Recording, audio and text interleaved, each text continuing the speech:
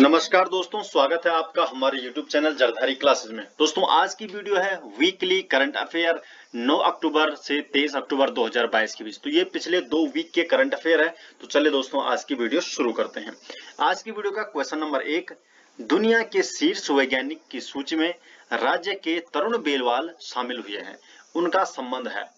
तो इनका संबंध है पौड़ी गढ़वाल से। तो ये पौड़ी गढ़वाल के, तो डी ऑप्शन इसका सही जवाब हो जाएगा। डिटेल जान लेते हैं इस वीडियो की कि अमेरिका के स्टैनफोर्ड यूनिवर्सिटी ने 2 लाख प्रतिष्ठित वैज्ञानिकों की सूची जारी की है। तो स्टैनफोर्ड यूनिवर्सिटी ने 2 लाख क्या है वैज्ञानिकों की सूची जारी की है, और जिसमें जीबी पंत राष्ट्रीय हिमालय पर्यावरण संस्थान कोसी कटारमल, ये कहाँ है, अल्मोड़ा में स्थित है। इनकी यहाँ के जो वैज्ञानिक हैं डॉक्टर तरुण बेलवाल, इन्होंने 2021-22 में खाद्य विज्ञान विभाग में 778 रैंक हासिल की है। अब देखिए डॉक्टर जो तरुण बेलवाल है, इन्होंने कुमाऊं यूनिवर्सिटी नैनीताल से ही उच्च शिक्षा प्राप्त की, और 2016-17 में ये उत्तराखंड के राज्यपाल ने उन्हें उनके शोध के लिए राज्यपाल पुरस्कार से नवाजा।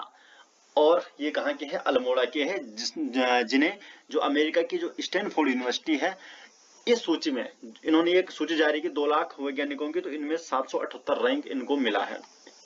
क्वेश्चन नंबर 2 है, राज्य में पहली बार स्ट्रीट चिल्ड्रन बेसहारा पुनर्वास नीति को कब लागू किया जाएगा? तो इसको किया जाएगा 9 नवंबर। तो इस साल जो 9 नवंबर आने वाली है, उसी टाइम स्ट्रीट जो चिल्ड्रन है, बेसहारा जो पुनर्वास नीति है, इसे लागू किया जाएगा। तो बी ऑप्शन इसका राइट जवाब है। तो प्रदेश में पहली बार जो बेसहारा पुनर्वास नीति लागू होने जा रही है, और सरकार की ओर से इसका प्रस्ताव तैयार कर लिया गया है, जिसे 9 नवंबर जो कि क्या है, राज्य का स्थापना दिवस है, इस दिन इसको लागू करने की तैयारी है। प्रदेश में अनाथ और सड़कों पर बेसहारा घूम रहे बच्चों की शिक्षा की मुख्य धारा से जोड़ने के लिए पुनर्वास नीति का प्रस्ताव किया गया है। तो बोले तो ये 9 नवंबर को जब राज्य स्थापना दिवस है, उस दिन इसे लागू किया जाएगा।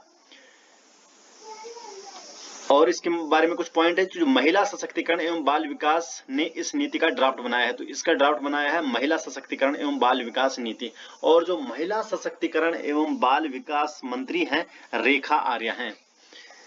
नेक्स्ट क्वेश्चन है क्वेश्चन नंबर 3, हाल ही में जारी विश्व के अग्रणी वैज्ञानिकों की सूची में पतंजलि योगपीठ के किस व्यक्ति को शामिल किया गया है? तो आचार्य जो बालकृष्ण है, इन्हें शामिल किया गया है विश्व की अग्रणी वैज्ञानिकों की सूची में। तो पतंजलि योगपीठ के लिए एक काफी अच्छी बात है कि आचार्य बालकृष्ण को अग्रणी वैज्ञानिकों की सूची में जारी किया गया है। तो यूएस के जो स्टैनफोर्ड यूनिवर्सिटी है एवं यूरोपियन पब्लिशर्स एल्सेवियर की ओर से जारी विश्व के अग्रणी वैज्ञानिकों की सूची में पतंजलि योगपीठ के जो महामंत्री हैं आचार्य बालकृष्ण, इनको शामिल किया गया है। क्वेश्चन नंबर 4 है, राज्य के किस ग्लेशियर को या राज्य के किस स्थान को ट्रैक ऑफ द ईयर घोषित किया गया है?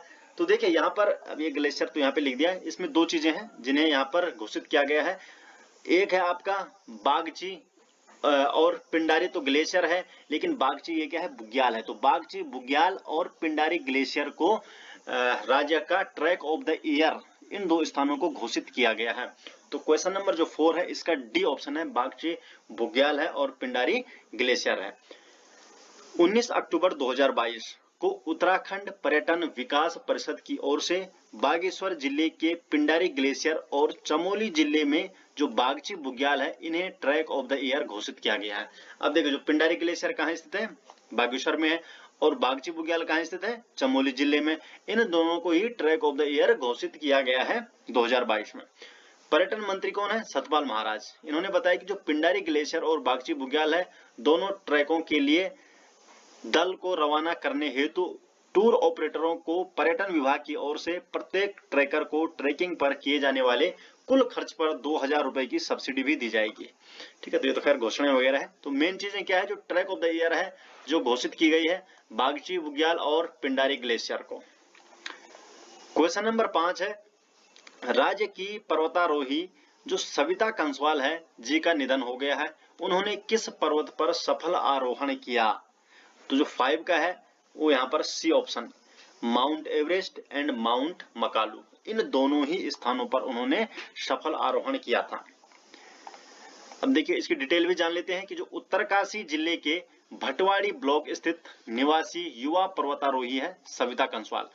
तो इन्होंने इसी वर्ष 2022 में माउंट एवरेस्ट आरोहण के बाद 15 दिन के भीतर ही इन्होंने माउंट मकालू चोटी का भी सफल आरोहण किया है।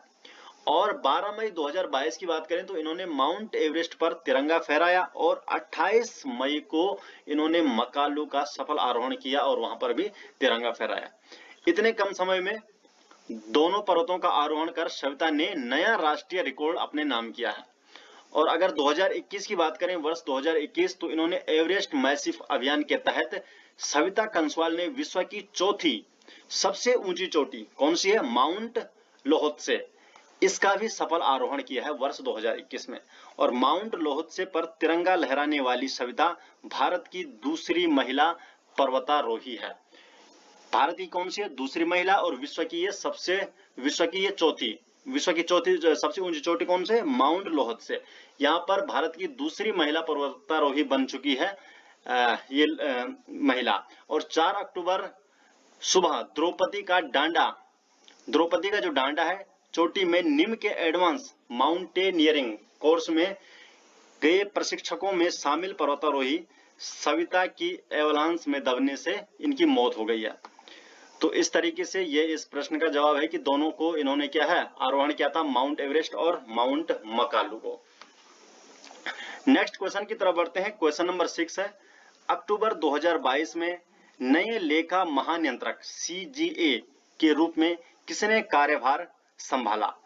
तो किसने कार्यभार संभाला है, तो भारती दास ने। सी ऑप्शन इसका सही जवाब है कि अक्टूबर 2022 में CGA का जो कार्यभार संभाला है भारती दास। तो सिविल लेखा सेवा अधिकारी भारती दास ने 28 अक्टूबर 2022 को नए लेखा महानियंत्रक CGA के रूप में कार्यभार संभाला। और इन्होंने CGA पद का संभालने वाली ये 27वें अधिकारी है। तो CGA पद को 27वें अधिकारी के रूप में यहाँ पर इस पद को संभाल लेंगे। और इससे पहले जो भारती दास है, इन्होंने केंद्रीय प्रत्यक्ष कर बोर्ड में प्रधान मुख्य लेखा नियंत्रक के रूप में कार्य किया है। CGA जो है केंद्र सरकार के लेखांकन मामलों पर प्रधान सलाहकार होता है। नेक्स्ट क्वेश्चन की तरफ बढ़ते हैं। क्वेश्चन नंबर 7 है, भारतीय स्वदेशी खेल मलखंभ 7 अक्टूबर 2022 को राष्ट्रीय खेलों के किस संस्करण में शुरू हुआ? तो जो मलखंभ है ये क्या है, भारतीय स्वदेशी खेल है, एक खंबे के ऊपर चढ़ने वाला ये कुछ इस तरह से एक खेल है। तो ये 36वें, बी ऑप्शन इसका सही जवाब है कि 36वें जो संस्करण में ये शुरू हुआ है 2022 में। 36वां जो राष्ट्रीय खेल चल रहा है अभी, मतलब हो चुका है। तो बी आंसर इसका सही है। तो 7 अक्टूबर 2022 को 36वें राष्ट्रीय खेलों में भारतीय स्वदेशी खेल मलखंभ की शुरुआत हुई है। मलखंभ क्या है, एक जिम्नास्ट द्वारा किए गए सीधे खड़े खंबे या लटकते लकड़ी के खंबे के साथ हवाई योग और कुश्ती पकड़ का ये प्रदर्शन है। इस प्रकार का एक खेल है। और इस खेल को साल की शुरुआत में खेलो इंडिया यूनिवर्सिटी गेम्स में शामिल किया गया था, जहां मध्य प्रदेश ने 5 स्वर्ण, 5 रजत और 2 कांस्य सहित इसमें 12 पदक जीते थे। तो जो भारतीय स्वदेशी मलखंभ है, इसे भी 2022 में राष्ट्रीय खेलों में शामिल किया गया है। क्वेश्चन नंबर 8 है, अंतरराष्ट्रीय हॉर्स पोलो स्टेडियम में लद्दाख के दूसरे LG cup horse polo tournament का उद्घाटन कहां किया जाएगा? तो ये उद्घाटन होगा द्रास में। तो सी ऑप्शन इसका सही जवाब है। लद्दाख के उपराज्यपाल RK माथुर ने 8 अक्टूबर 2022 को द्रास के इंटरनेशनल हॉर्स पोलो स्टेडियम में दूसरे LG cup horse polo tournament का उद्घाटन किया। अब ये जो टूर्नामेंट है लद्दाख में हॉर्स पोलो के पुनरुद्धार का समर्थन करने के लिए एक पहल है। और द्रास में 1000 से अधिक घोड़े हैं, जिन्हें पोलो प्रमोशन कमेटी द्रास ने 1999 में प्रसिद्ध कारगिल युद्ध के बाद पुनर्जीवित किया था। नेक्स्ट क्वेश्चन है, क्वेश्चन नंबर 9 है, भारतीय वायुसेना दिवस कब मनाया जाता है? तो भारतीय वायुसेना दिवस मनाया जाता है 8 अक्टूबर को। तो ए ऑप्शन इसका सही जवाब है। तो भारतीय वायुसेना दिवस हर साल 8 अक्टूबर को मनाया जाता है। और इस बार भारतीय वायुसेना ने 90वां स्थापना दिवस मना रही है। तो इस बार 90वां स्थापना दिवस मनाए और भारतीय वायुसेना की स्थापना हुई थी 8 अक्टूबर 1932 को। तो 90 साल हो चुके हैं। तो 90 साल के उपलक्ष्य में इस बार ये दिवस मनाया गया था। और भारतीय वायुसेना का आदर्श वाक्य है नभः स्पर्शम दीप्तम। और आजादी के बाद सर थॉमस डब्ल्यू एल्महर्स्ट को भारतीय वायुसेना का पहला चीफ एयर मार्शल बनाया गया था और वह 15 अगस्त 1947 से 22 फरवरी 1950 तक इस पद पर बने रहे। भारतीय वायुसेना का मुख्यालय नई दिल्ली में और भारतीय वायुसेना के जो प्रमुख एयर चीफ मार्शल है विवेक राम चौधरी। क्वेश्चन नंबर 10 है, नोबेल पुरस्कार 2022 की विजेता एनी अर्नोक्स किस देश की लेखिका है? तो एनी जो अर्नोक्स है किस देश की लेखिका है? तो फ्रांस की है। तो सी ऑप्शन इसका सही जवाब है। तो फ्रांस की लेखिका एनी अर्नोक्स को साहित्य में 2022 के नोबेल पुरस्कार के विजेता के रूप में घोषित किया गया है और ये 82 वर्षीय लेखिका है और उनके उपन्यासों के लिए इन्हें जाना जाता है जो वर्ग और लिंग भेद के व्यक्तिगत अनुभव पर आधारित होती है। तो इनके ये उपन्यास लिखते हैं। उपन्यास किस पर होते हैं? इनके वर्ग और लिंग भेद के जो व्यक्तिगत अनुभव है इन पर आधारित इनके उपन्यास होते हैं। एनी अर्नोक्स द्वारा लिखी गई 20 से अधिक पुस्तकें दशकों से फ्रांस में स्कूली पाठ में है। ठीक है, तो इस बार इन्हें क्या मिला है? 2022 का नोबेल पुरस्कार। क्वेश्चन नंबर 11 है, विश्व बैंक की रिपोर्ट के अनुसार चालू वित्त वर्ष 2022-23 में भारत के सकल घरेलू उत्पाद का अनुमान कितना है? तो इस बार जो अनुमान लगाया जा रहा है 6.5%। तो ए ऑप्शन इसका सही जवाब है। क्वेश्चन नंबर 12 है, किस राज्य सरकार ने हाल ही में औद्योगिक पार्क नीति के साथ साथ लॉजिस्टिक्स नीति 2022 को मंजूरी दी है? तो ये झारखंड सरकार ने दी है। तो ए ऑप्शन इसका सही जवाब हो जाएगा। क्वेश्चन नंबर 13 है, हाल ही में ऑकलैंड न्यूजीलैंड में मोदी @20 ड्रीम्स मीट डिलीवरी पुस्तक का विमोचन किसने किया? तो ये किसने किया? Doctor S Jaishankar. D option इसका सही जवाब है। इन्होंने मोदी @20 ड्रीम्स मीट डिलीवरी पुस्तक का विमोचन किया है। तो जो विदेश मंत्री है डॉक्टर एस जयशंकर ने kiwi Indian hall of fame awards 2022 में भाग लिया और ऑकलैंड जो कहा है न्यूजीलैंड में मोदी @20 ड्रीम्स मीट डिलीवरी पुस्तक का विमोचन किया। इस कार्यक्रम ने न्यूजीलैंड में भारतीय समुदाय के सदस्यों को उनकी असाधारण उपलब्धियों और योगदान के लिए भी सम्मानित किया है। न्यूजीलैंड की राजधानी कहाँ है? वेलिंगटन है और जो प्रधानमंत्री वहां पर जैसिंडा आर्डर्न।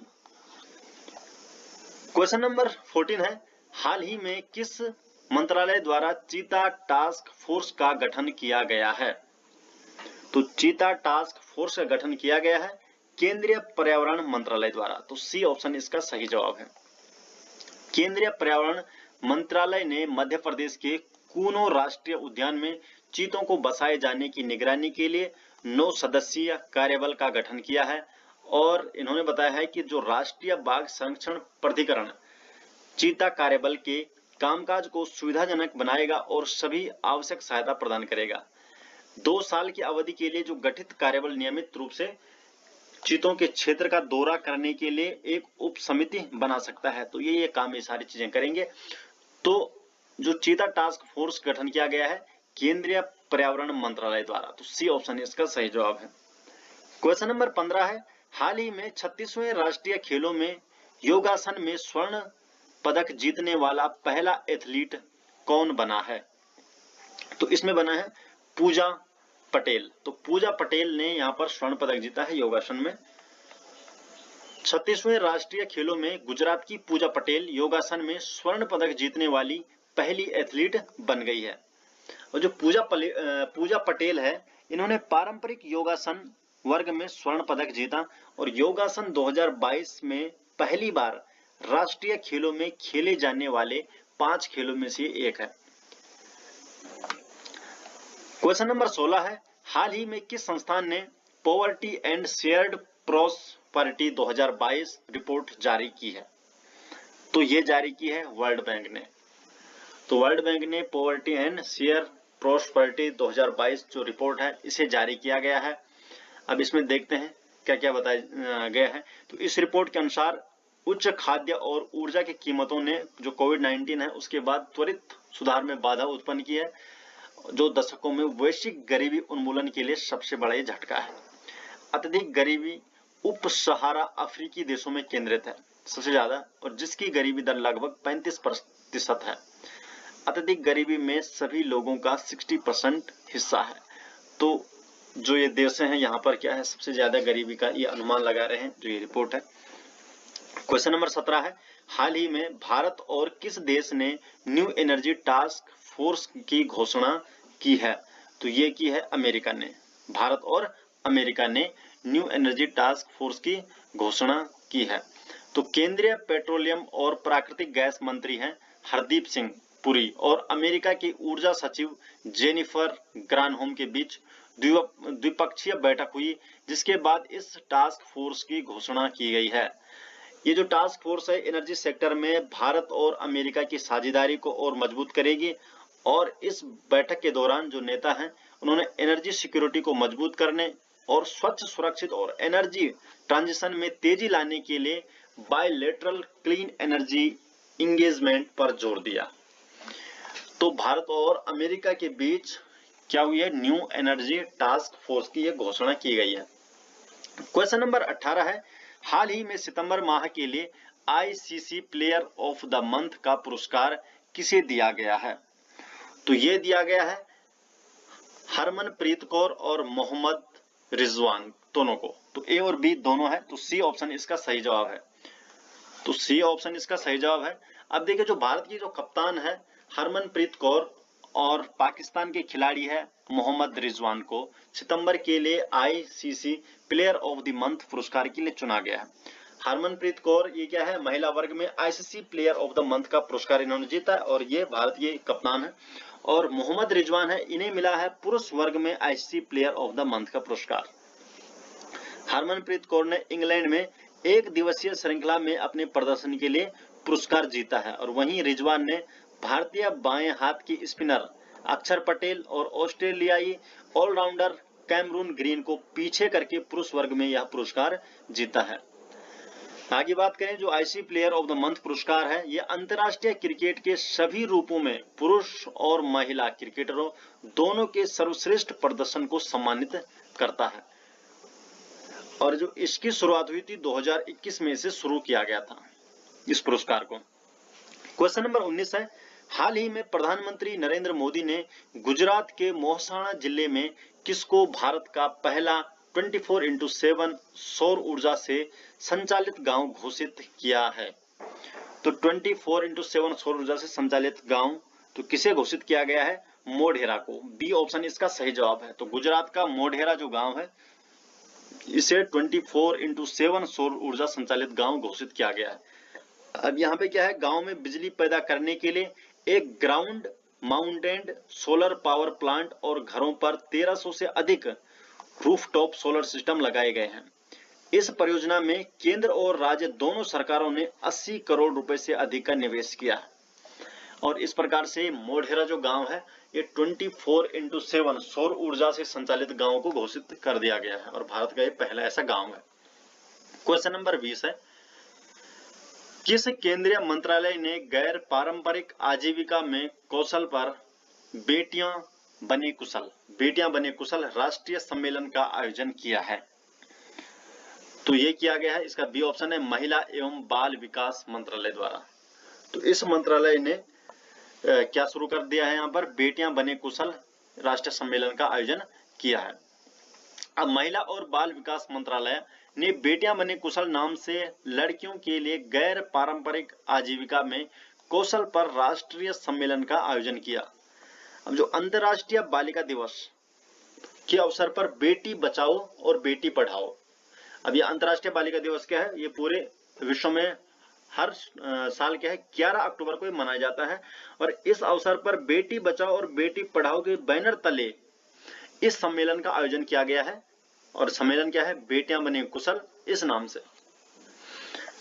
तो 11 अक्टूबर हर साल क्या है 11 अक्टूबर को मनाया जाता है अंतर्राष्ट्रीय बालिका दिवस। क्वेश्चन नंबर 21 है, 5वां दक्षिण एशियाई भूविज्ञान सम्मेलन कहाँ आयोजित किया जा रहा है? तो ये आयोजित किया जा रहा है जयपुर में। ए ऑप्शन इसका सही जवाब है। तो जयपुर में 5वां दक्षिण एशियाई भूविज्ञान सम्मेलन आयोजित किया जा रहा है। और कब से कब है? 14 से 16 अक्टूबर के बीच ये जयपुर में आयोजित हो चुका है। और 2022 का विषय है fossil fuels, decarbonisation and changing energy dynamics. तो ये इसका विषय था, इसकी बार की जो थीम थी, ये इसकी थीम थी। क्वेश्चन नंबर 22 है, अक्टूबर 2022 को राष्ट्रपति द्रौपदी मुर्मू ने किस संस्थान में परम कामरूप सुपर कंप्यूटर का उद्घाटन किया है?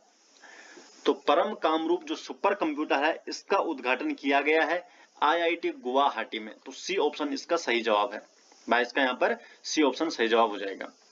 सुपर कंप्यूटर सुविधा जो है परम कामरूप का उद्घाटन IIT गुवाहाटी में राष्ट्रपति द्रौपदी मुर्मू ने किया।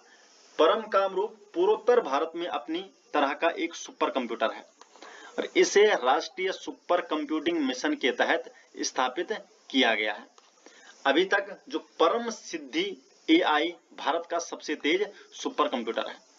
ठीक है, तो ये क्या है? सुपर कंप्यूटर का एक प्रकार है। और परम शिवाय स्वदेशी रूप से असेंबल किया गया पहला सुपर कंप्यूटर था और इसे IIT कहा BHU में इसे स्थापित किया गया था। तो IIT जो BHU है, इसे यहाँ पर जो परम शिवाय ये स्वदेशी रूप से असेंबल पहला सुपर कंप्यूटर था।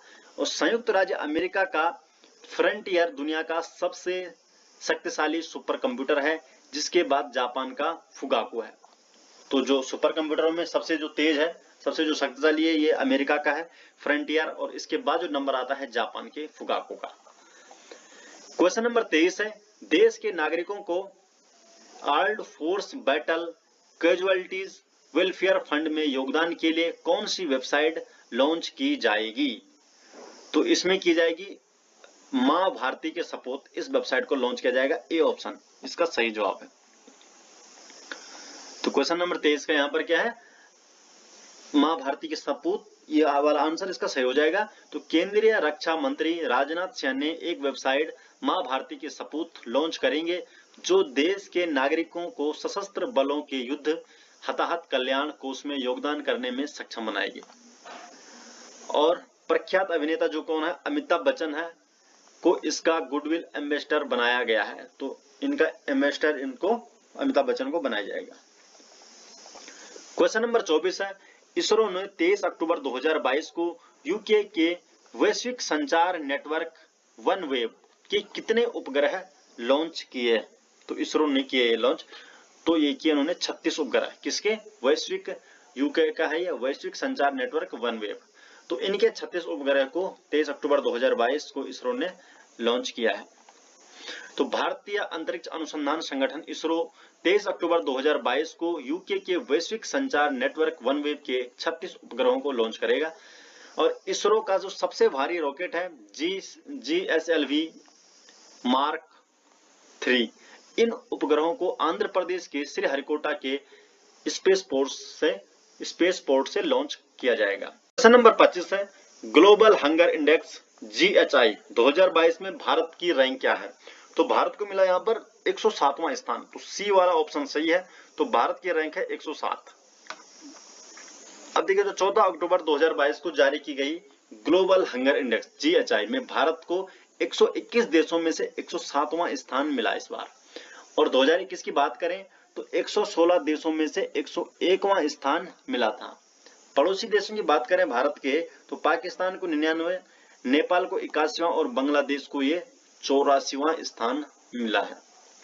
ये इंडेक्स क्या करता है? दुनिया भर के भूख के स्तर और कुपोषण की ये गणना करता है। GHI इंडेक्स, ये इसका काम है। और भारत को मिला है 107वां स्थान। क्वेश्चन नंबर 26 है, डॉक्टर APJ अब्दुल कलाम की जयंती के उपलक्ष्य में 15 अक्टूबर को विश्व छात्र दिवस के रूप में मनाया जाता है। डॉक्टर कलाम को किस वर्ष भारत रत्न से सम्मानित किया गया था? तो डॉक्टर कलाम को कब भारत रत्न से सम्मानित किया गया था? 1997 को। तो बी ऑप्शन इसका सही जवाब हो जाएगा।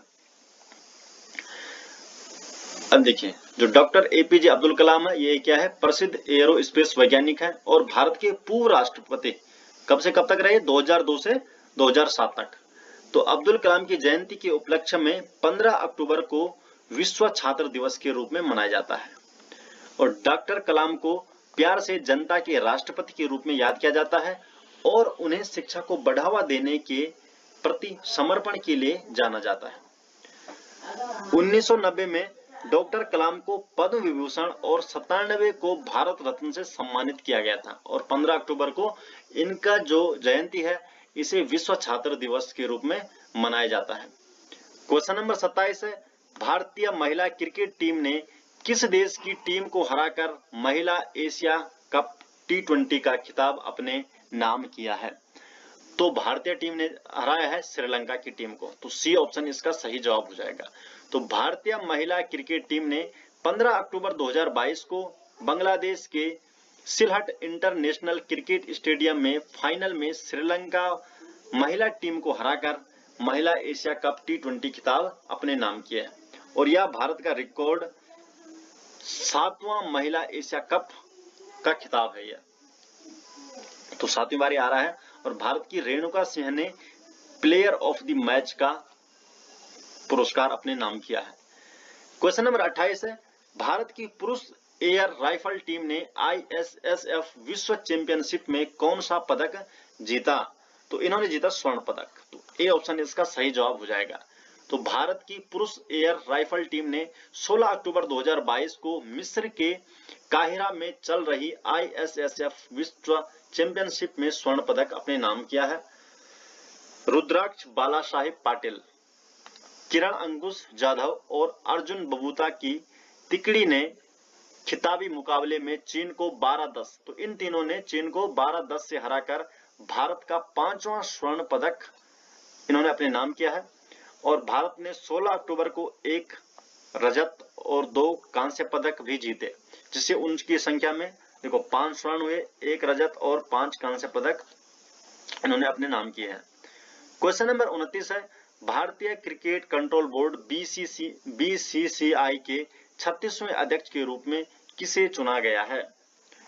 तो 36वें अध्यक्ष के रूप में चुना गया है रोजर बिन्नी को। तो ए ऑप्शन इसका सही जवाब हो जाएगा। पूर्व क्रिकेटर रोजर बिन्नी को भारतीय क्रिकेट कंट्रोल बोर्ड BCCI का 36वां अध्यक्ष चुना गया है। इन्होंने सौरव गांगुली का स्थान लिया जो 2019 से इस पद को संभाल रहे थे।